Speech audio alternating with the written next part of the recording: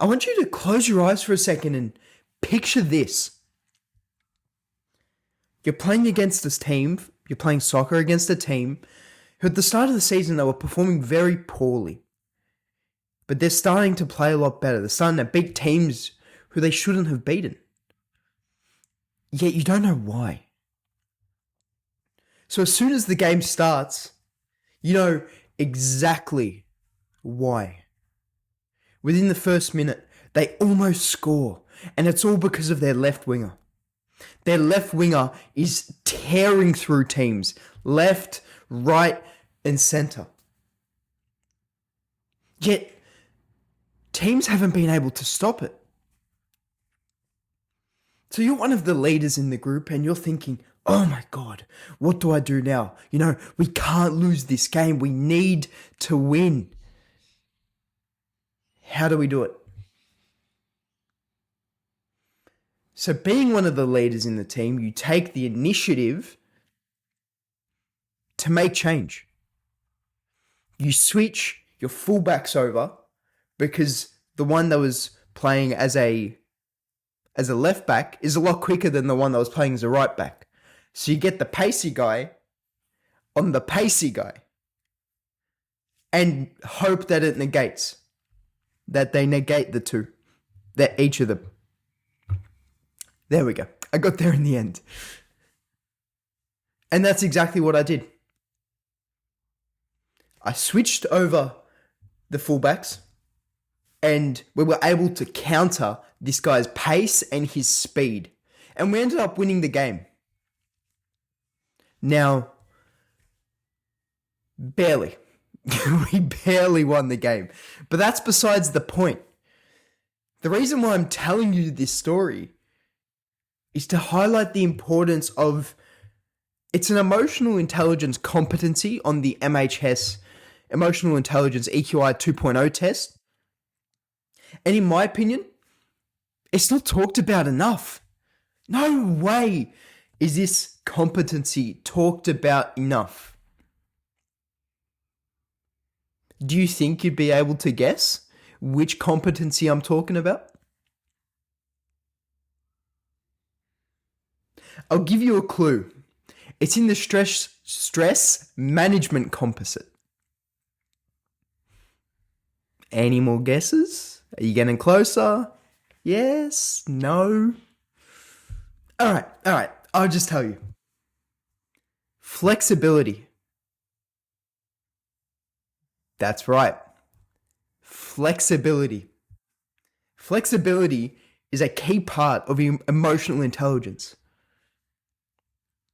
And the reason why it is a key part of your emotional intelligence, it's your ability to adapt your emotions, your beliefs, and how you present yourself and see the situation in times of uncertainty.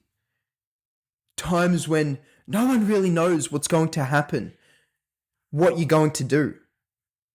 And it's in these moments that flexibility and having that flexibility allows you to win games.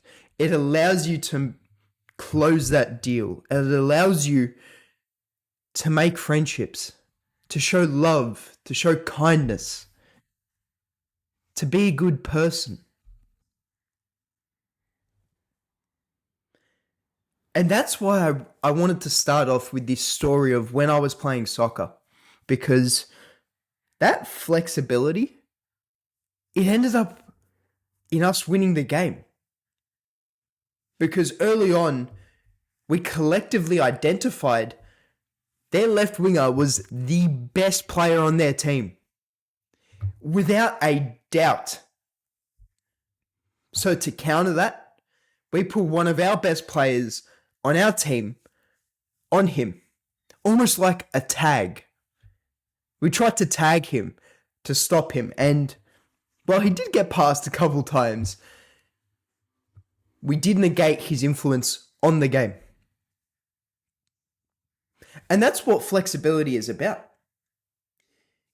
It's adapting your thoughts, your behaviors, and your emotions to the situation. because the situation might be unpredictable. You don't know what's going to happen.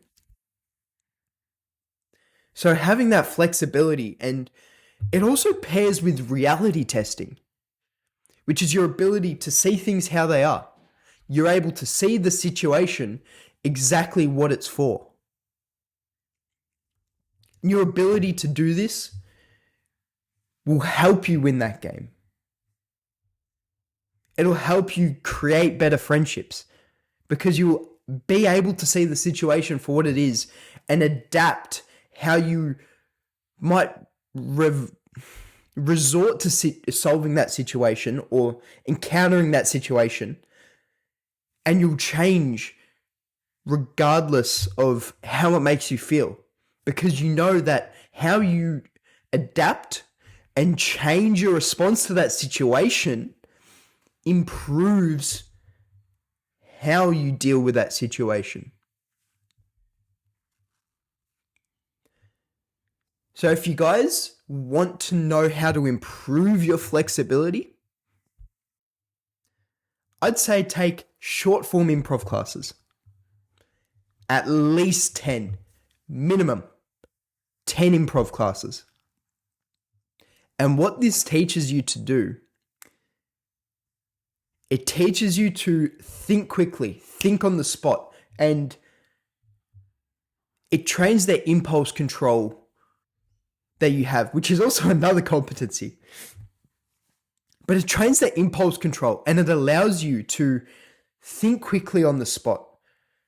See the situation for what it is, or what you think it is, or it could be, and adapt how you present yourself in that situation to deal with it. And that's the key message that I want you to take from this video. If you take one thing from anything that I've just said, it's that flexibility, being able to adapt to your situation and whatever your scenario is that you're placed in. For me, it was a matter of winning and losing the game. For you, it can be completely different.